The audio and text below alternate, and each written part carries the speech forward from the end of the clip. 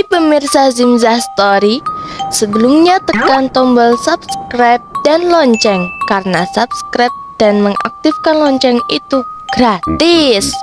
Oke, langsung ke pohon asam misterius.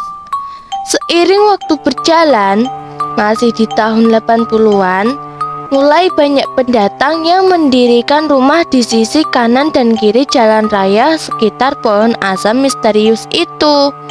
Namun, penerang jalan masih minim, hanya ada obor di depan rumah warga. Sedangkan di dalam rumah menggunakan lampu tempel dengan bahan bakar minyak sebagai penerang. Listrik sudah ada, namun masih di area kota saja.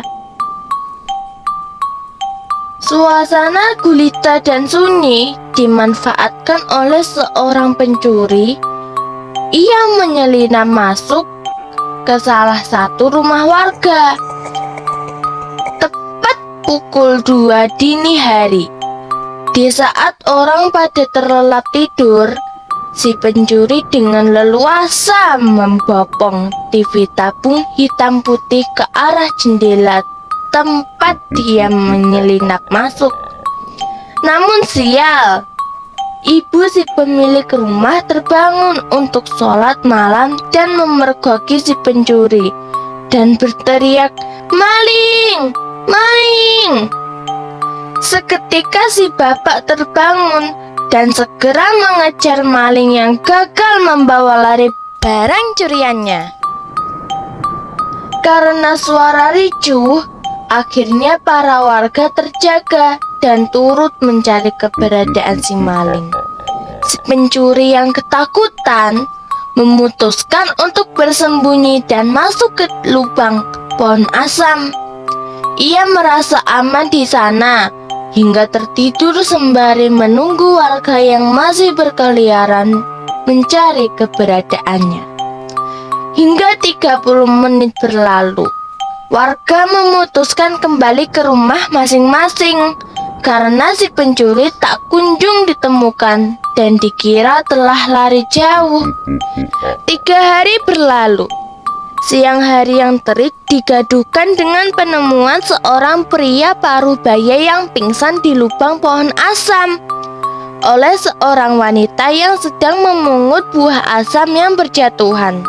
Warga berdatangan untuk menolong dan menyadarkannya. Ia pun sadar dan dalam keadaan lemah. Si pencuri tersebut memohon maaf dan mengaku bahwa dirinya adalah maling yang bersembunyi di pohon asam hingga tertidur.